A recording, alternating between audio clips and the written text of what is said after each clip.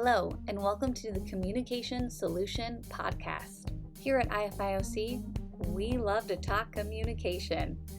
We love to talk motivational interviewing, and we love talking about improving outcomes for individuals, organizations, and the communities that they serve. Today, we've got Casey Jackson on the line, John Gilbert, and I'm Tammy. Welcome to the conversation. Hello and welcome, everyone. You are listening to another conversation with us at the team here. Today, we have a topic I was surprised we haven't talked about fully yet, but it is going to be navigating resistance. And so you might have this in a variety of different situations, personal, professional, all sorts of different things. And so we talk a lot about this in our intro to motivational interviewing course that we'll reference throughout. And there's some other resources like In My Minutes that I know Casey can speak to that we'll point you towards afterwards. But for now, that's what we're going to be kind of setting the tone with. In terms of resistance, one thing that came to mind for me, Casey, is something that years ago you brought up of the whole rubber band analogy and kind of the physics 101 thing. So I think that could be a place to start if you are both open to that. But at some point, I think that would be helpful just to get a sense of defining our terms a little bit. Of what are we talking about instead of the maybe stigma that happens when you think of making the label that someone is being resistant. So I don't know if you'd mind starting there. Well, I think it's interesting because if we kind of unwind the history a bit of this, in the beginning, when I first was learning motivational interviewing and getting trained on it and then training on it, resistance was a term we used, literally rolling with resistance. And then it started falling out of favor. And the big shift was towards discord. And I understood the thinking behind it because what they were saying is we don't want to label the individual as being resistant. We don't want to label the individual as being resistant. What do we contribute to that? So there's discord, there's tension between people. And it was interesting because I had been training resistance as the energy between two things because I'm so a little freakish about semantics. Like I needed, my brain needs to know what it means. And so I'd researched and looked up, the source of it had to do with physics. When you're looking at human physics or when you're looking at, just physics and science, that resistance is the energy between two things. So that's when I started using that analogy. Like if you pick up the rubber band, there's no resistance in the rubber band. It's when we pull on it. And then I started talking about, if I put my fist together and smash my fist together, that's resistance. And what I'd say is it takes two things. So there is no such thing as a resistant individual. By definition, it is the energy between two things. And for me, that really helped my brain start to evolve of understanding what causes resistance and what reduces resistance, which makes it easier to navigate resistance in dialogue. I think the thing that's so interesting with different populations that I've worked with is that there's so many things we do to try to manipulate or control people to bring down their resistance, which just inadvertently increases resistance. One of the things that I know is such an interesting challenge when I train law enforcement is one of the most common things they'll say is, oh, well, maybe we could use motivationing after we get them cuffed and in the car. And it's like, oh my gosh, the amount of resistance you've generated that you're going to have to come over to overcome that is going to be a challenge. Another way to think about this, if you're thinking from a kind of an evolving practice or promising practice, is what if you eliminate the resistance so you don't have to use force or it doesn't have to escalate, which is, we're talking about if there's not health and safety, if there's not imminent risk, but the majority of calls officers go on, there's not imminent risk. And so it's just like, can we rethink about how do we eliminate that tension instead of creating massive amounts of resistance and then trying to undo it after the fact? Just seem almost, I can see from that logical perspective, but it's counterintuitive when you look at it from a different model too. Yeah, it's interesting when you start to, and helpful and useful, more importantly, when you start to put the responsibility back into the lap of the practitioner contributing or not contributing. And there's, or is something you'll say at trainings that will use in trainings of, with everything you say, you either have the potential to increase or decrease that sense of between you and the other person, stretching or pushing or something like that. And that mindfulness there is something to be said about getting in the flow and a practice skill. So I don't want to take Yes. away from that for counselors, therapists, people that are listening that are in that zone. But there is something to be said about the ability to respond. There's taking responsibility of resistance between you and something else. And it's just a more powerful place to be. And so it brings empowerment back to the officer, back to the counselor, back to the therapist, back to the social worker, to Back to the recognize this parent, back to isn't the child, back to the teacher. Yeah, I mean, you're right. That's exactly. exactly it. Well, And and oh, go ahead. and the thing I think about too is you're laying that as you're talking, John, is what it comes down to is what is your role and what are you trying to accomplish? I mean, maybe Yeah. people don't want to reduce resistance. Maybe they want to increase resistance. Maybe they want to rally people up. So I think this is also why, we're talking about how do you navigate resistance, but I also think is what is your end goal or what's your Mm-hmm. intention going into the conversation, Mm-hmm. of do you care if you're generating resistance, if you're pounding your fist on a table and you're trying to make a change? Mm-hmm. These people think they're, generating that resistance, it gives you a dynamic tension to work with. And Mm-hmm. so it just really does come down to what is your ultimate intention in Mm-hmm. reducing that resistance. The thing I always brace against is when people think that when I can see or they talk about that ultimately the mindset has some tone of manipulation to it, and that's when I get a little itchy in Mm-hmm. terms of that's a different mindset going into trying to manipulate someone to almost anesthetize, like rub the alligator's belly so they go to sleep, kind of thing. Is like, oof, if you're doing that to manipulate them or entrance them, that's Mm-hmm. not what we're talking about.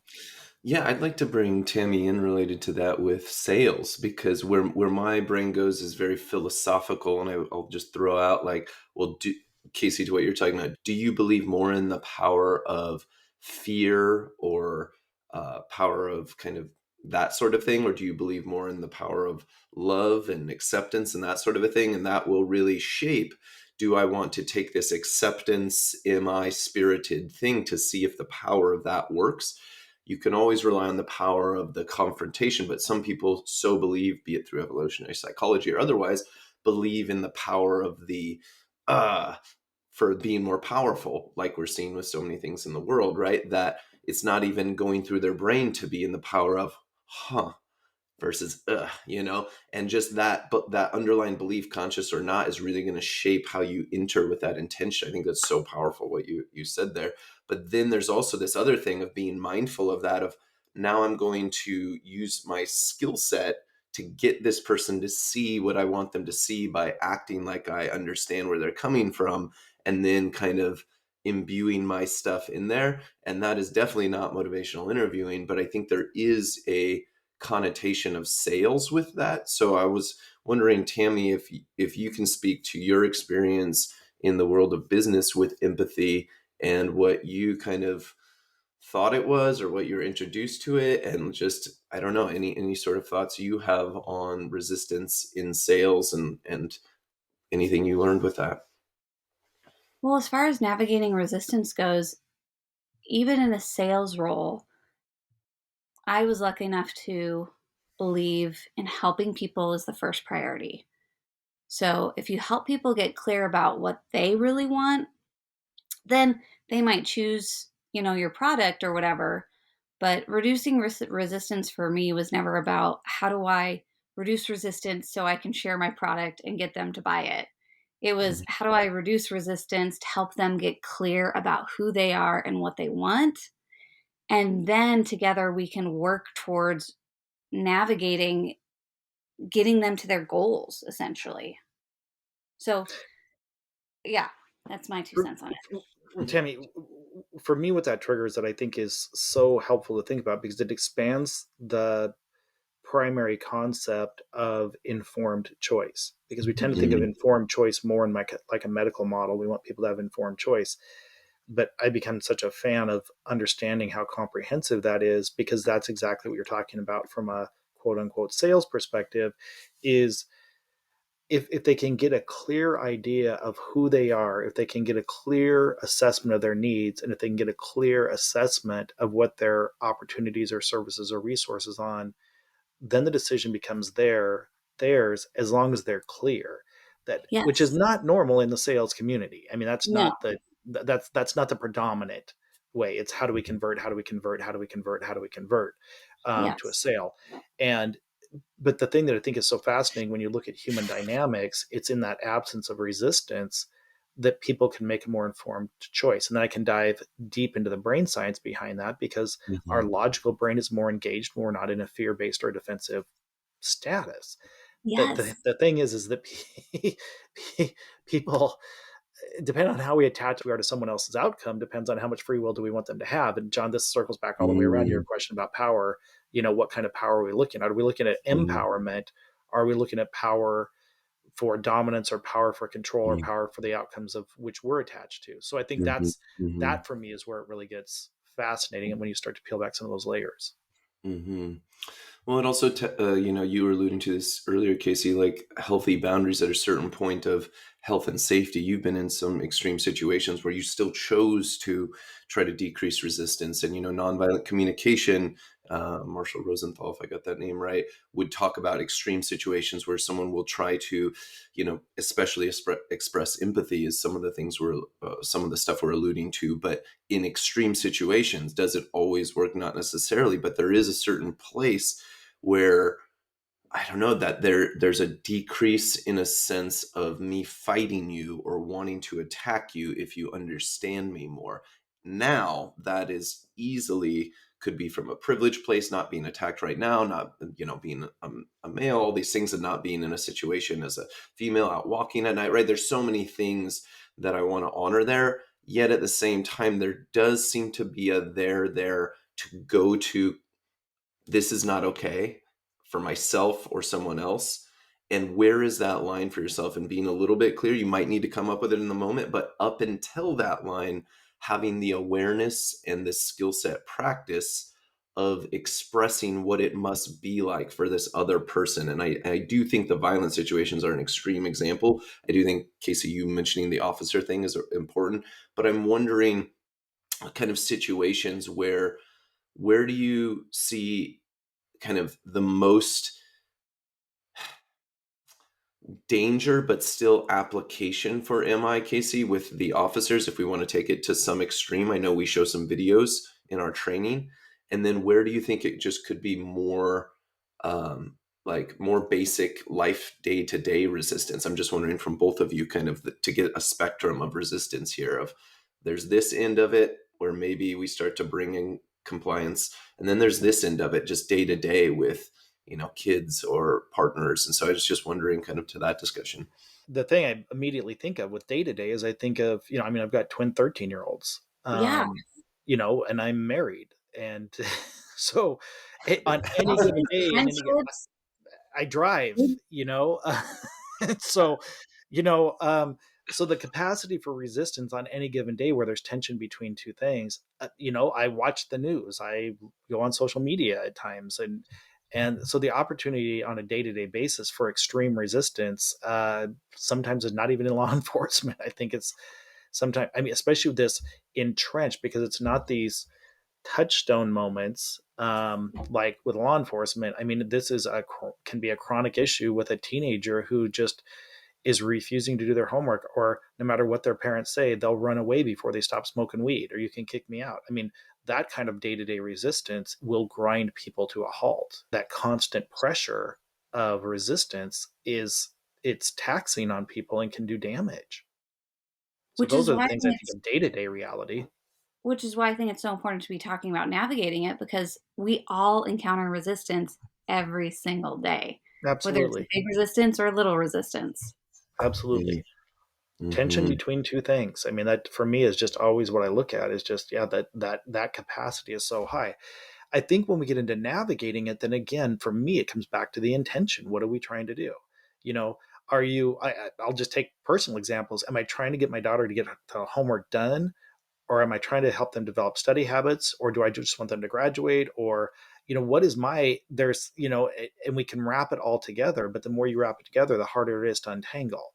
So Mm-hmm. I think it takes an onus on, if we're trying to navigate resistance, of what is my attachment to the outcome? What is my Mm-hmm. end goal? And do I believe using pressure is going to get me the best long-term outcome, because Mhm. motivation is much more about long-term outcome than short-term outcome. Mhm. So is it a compliance thing Mhm. where you're grounded, or is it a behavior change thing where you have choice, and Mhm. you're going to get the benefit or the consequences of your choices? It's Mhm. those are two completely different mindsets. Mhm. That really triggered in me this whole thing. We don't need to go into the brainchild that is that amazing concept, Casey, that you had come to you related to resistance in politics.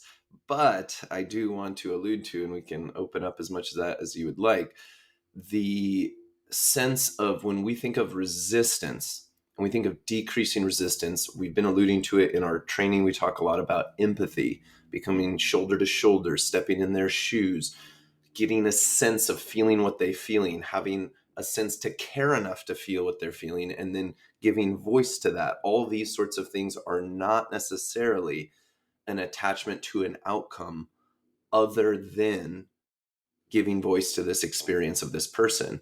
As soon as you bring in that attachment or that direction or that guidance of where to navigate that view, now we start getting into, can you remain in equipoise? And we talk about Right. that in other podcasts and getting into that. The thing that triggered for me that you were just getting at is, if we're going to decrease resistance, one way to do it, because I want to talk about other ways of decreasing resistance, is empathy and getting out of your perspective into this other person's perspective.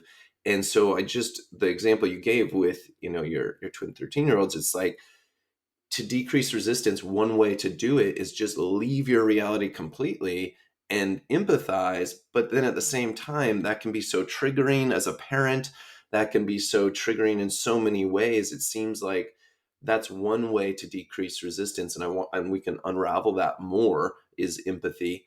But then there's also this like level of your perspective to bring in. And how do you navigate that of not being manipulative but still decreasing resistance, be it in a parent, in a relationship? And then also my brain goes to one of the talking points we talked about, which is, how do you decrease resistance without necessarily empathy? Like, are there ways of decreasing resistance without empathy? So those were just two thoughts I had. There's That's a about great 16 question. questions you have there to unpack. and then, and Sorry. then, and then, and then, and then. Sorry. um, Okay. the biggest thing I think of that went through my brain when you're talking about John, and I've never even thought about this, analogy before, but my brain just always goes there, is I think of a teenager suited up with football pads on, ready to hit their parents or their sibling or their teacher, and they just keep running into these walls. Like they're looking for somebody to run into. And what, the vision I have is, what if they were just on a white piece of paper, with no walls, nowhere to, and they just keep running and running. There's no walls. There's nothing to run into. There's nothing to have an opinion about. I can almost see them running until they just get exhausted and drop down and start sobbing because there's nothing to fight against and they're not sure what to do. If we can't give them Mhm. something to fight against, this is how you get to the source of where ambivalence resides. As long as there's things to fight up against, then we have something we can have an opinion and get rallied up inside of ourselves around. And that's where our writing reflex comes in. And we just want to have something to pound against. But I think of, Forrest Gump running from coast to coast or whatever. It's just like, God, when there's just nothing in front of you, and you just keep going and go. There's no stoplights, there's no trees, there's no people, there's nothing. It's just open prairie, and you just run and run and run forever until you just get exhausted because you have nothing to bounce up against. And I think there's something about, if I don't give them something to bounce up against, you're going to get to the core of their ambivalence. And this is why, from a brain science, it's so fascinating to me, because we get defensive. We need something to fight against when we're in that fight, flight, freeze. We're in that primal response. And the reason we'll go there sometimes is if we can't move up into our executive function, if we can't solve the problem, if our brain can't do the metrics around how to get out of this situation, then the converse is we get sucked further and further into our defense mode, especially if we feel pressure from other things. So it's easier for me to swing at you and be mad at you and be pissed at my parents, or be pissed at this person, or mad at this person, or angry about this and wanting to pick a fight. And half the time it's because we can't solve the issue ourselves. So I'd rather put my energy that that internal frustration of stuckness or frustration with status quo that makes us more edgy or snappy or snippy at other people, that it's just like, ah. I mean, just it's quintessential teenager. is what it is. And teenagers are quintessentially in a chronic state of ambivalence, because they don't want to do what their parents say. There's part of their brain that knows that, some of the stuff their peers may be doing may not be the right thing to do, but I don't want to think about it anymore. I just want to do it. And my parents are stupid and you're stupid and that's stupid. And, I don't want to do my homework and that's not going to change anything. And I hate history class. I'm never going to use it anyway. Like, it's just all of those things to fight against because they really don't know. And they know that they don't know, but they don't want to give themselves acknowledgement that they don't know, which means you're going to have chronic resistance. Hmm.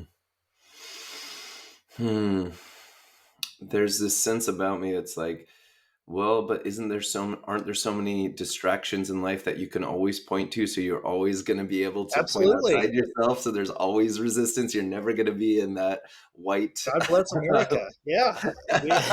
Yes. The U.S. gives us things to pay attention to 24/7, 365, so we don't have to think Yes. about ourselves. We can react to Yes. everything around us. We don't have to engage our executive function in our brain. We let other people do it for us. Yes. Yes. Well, so there's this, yeah. There, Tammy, what resonated for you with that? Just some personal beliefs, but yes. Yeah. Oh Yeah. my Don't need to go gosh. into that. It is. It just, and then we get further and further from who we are and what our values are. Yeah. And then we let other people dictate our values, and then we blame other people when we get in trouble for decisions we make, when Yes. it's like, well, you're not taking responsibility for what your values are. What are your values? And I know what some people are thinking is, what if some people don't know what their values are, or if they came from a family where they have antisocial values, or I mean, this is when we start to pull on these threads that it starts to unravel. It's Mm. Oh my gosh, that really, yes. People, it's so easy to get distracted by other people and the noise of what the Yes. world is trying to tell you about what Yes. you really value that you don't figure it out yourself. Yes. And that can impact so many different things. Well, for me, and what's so critical about that is when everybody's making those decisions, it does nothing to develop executive functioning in children. This is what makes me so nervous about technology, and not for being an old curmudgeon. It's really from going, wow, when you look at how the brain fires and functions, what are we doing to foster executive functioning development when the kids just literally, I watch my own children at times just staring at a screen for Yeah. an hour, and I'm just Mhm. like, I can't, like, I can Mhm. literally see that their brain isn't firing. It causes me chills thinking of the Matrix. I've actually talked to the kids about that, of just going, you're basically a battery for something else, because you're just sitting there absorbing information and drooling, and Mhm. your brain is not using its capacity. It's being Mhm. anesthetized, which means they're not developing executive functioning skills.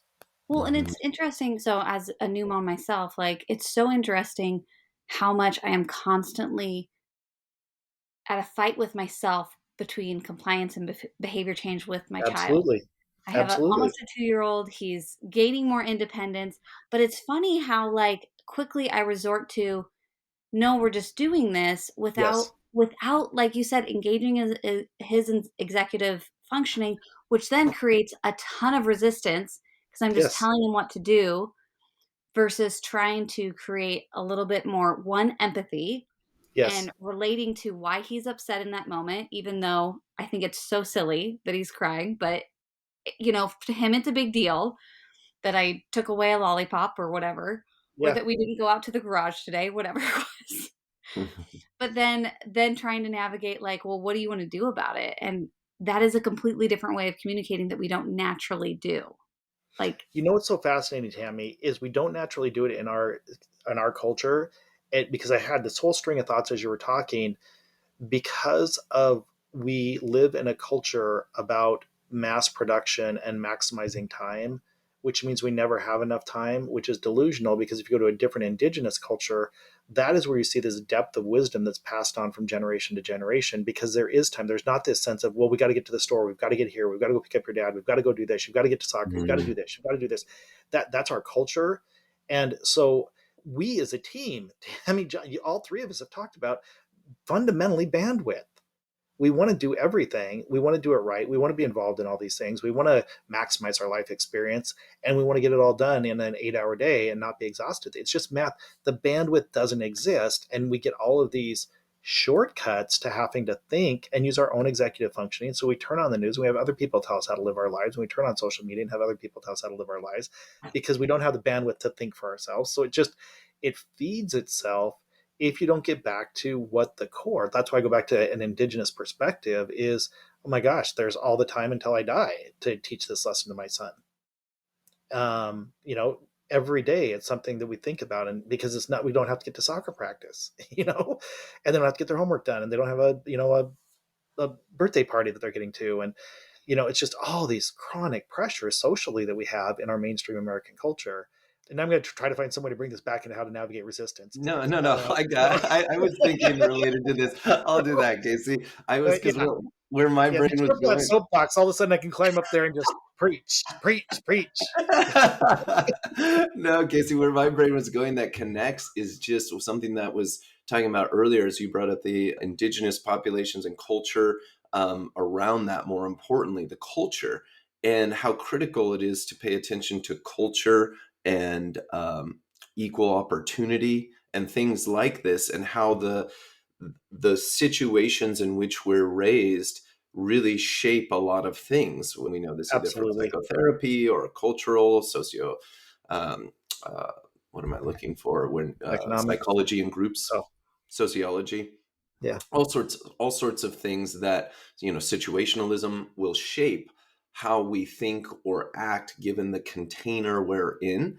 And I just really wanted to give voice to that because culture and, Daniel Kahneman and all these people will point to, we think our character would act in one way, but when you control for all these variables through behavioral economics and all these studies, our container we're in, our culture, how we're influenced by our parents, all these things seem to really matter to influence our belief systems and then the things that we end up doing. And so I wanted to give voice to that because you had mentioned, what's that perception of time and immediate compliance? Growing up in a culture like that is going to have a default sense of either, immediate fight or flight, like you were thinking or mentioning earlier, or a sense of there's time, like you were just getting at with your son, like what is that default sense? Is there a sense with this discord, this lack of harmony that we're experiencing, this resistance we're experiencing? To what degree is there this sense of embrace over time for long-term change of that? And what degree is we need the short-term change immediately? And that Right. seems to be a really important default, regardless of, is it through the power of compliance and getting them to do it? Is it through the power of love and acceptance? If we don't feel we have the bandwidth, or we have more of that culture of immediacy, like you were talking about, Immediacy. Yes. then we're going to just go to that, even if we believe in this love thing, right? I just Yes. don't have the time for this love thing, right?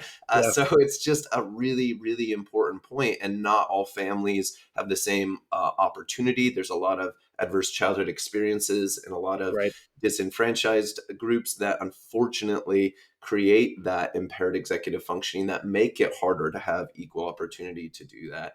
So I just think that's really important to give voice to, is culture and container shaping how Absolutely. immediate that is. And I Yeah. just want to say that really resonated with me because, again, I go back to, I literally deal with this every day, trying to reduce resistance with a toddler.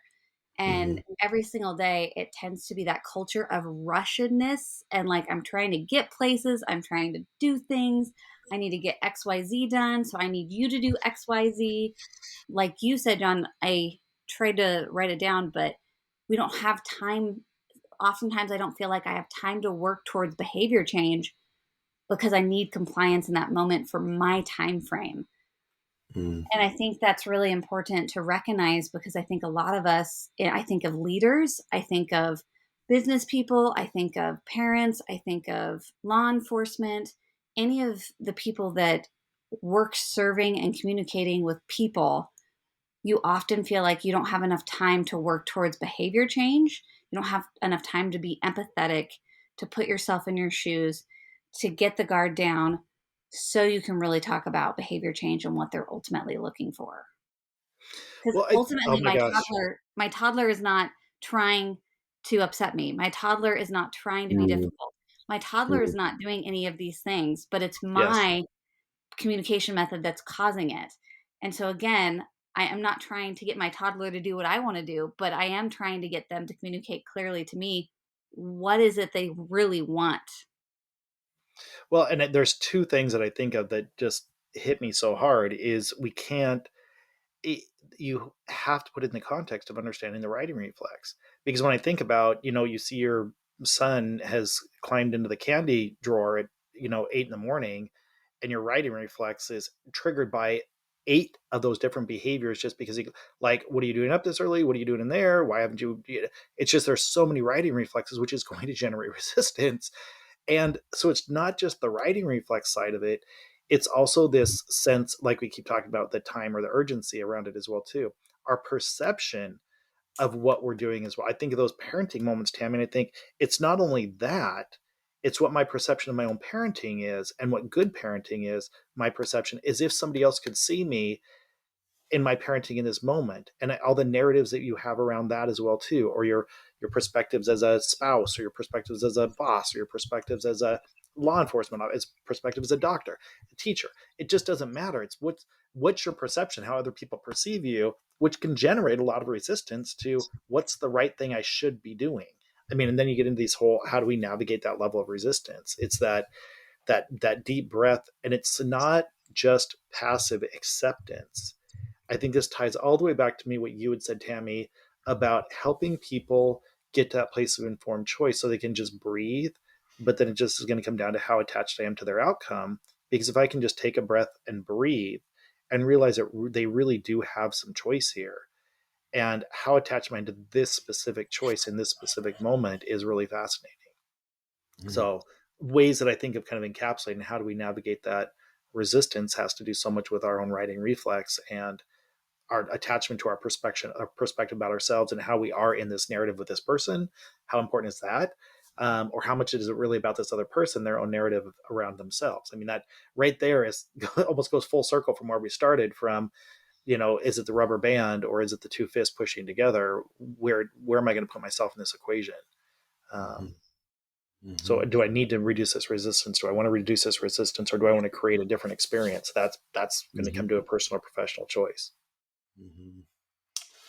Yeah, it seems to be that as we're coming to the close of this one, there is that personal, am I being reactive or responsive, that those sorts of connotations. How mindful am I being in my response to this sense of tension, this sense of, and we could relate that to emotional intelligence and other work that's out there as well.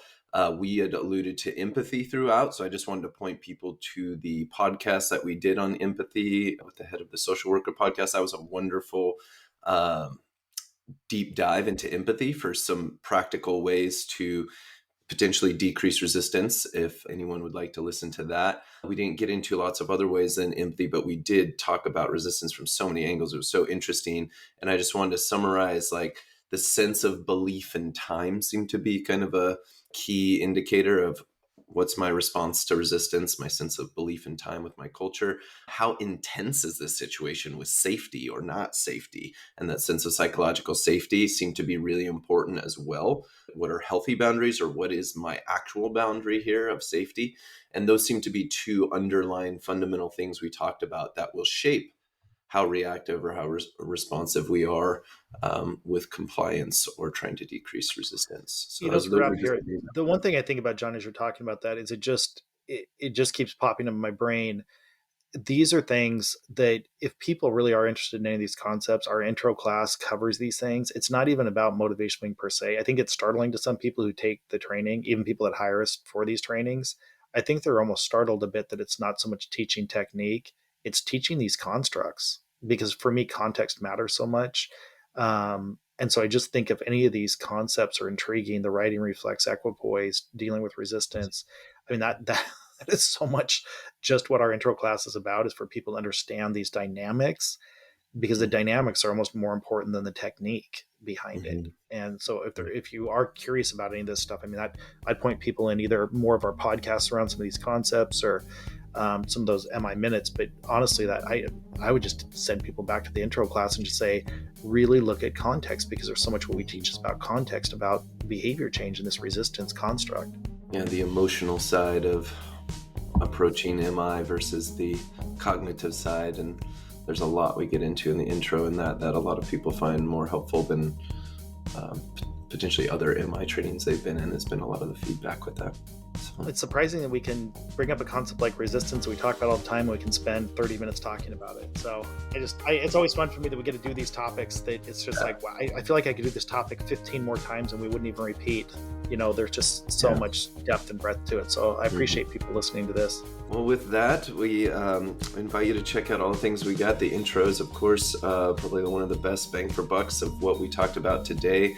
There's the MI Minutes as well, if you're interested in that, on our YouTube. And you have that to look to, and any other podcasts we have. Thank you so much for listening, and hopefully this was worthwhile for your time. And we'll see you around for the next one later. Take care. Excellent. Thank you. Thank you for listening to the Communication Solution Podcast. As always, this podcast is all about you. So if you have questions, thoughts, topic suggestions, ideas, please send them our way at casey@ifioc.com. That's CASEY@ifioc.com. For more resources, feel free to check out ifioc.com. We also have a public Facebook group called Motivational Interviewing Every Day. We have an amazing blog, and we have lots of communication tips on our website. In addition to all these amazing resources, we do offer online public courses on our website on motivational interviewing and effective communication strategies. Thanks for listening to the Communication Solution by IFIOC.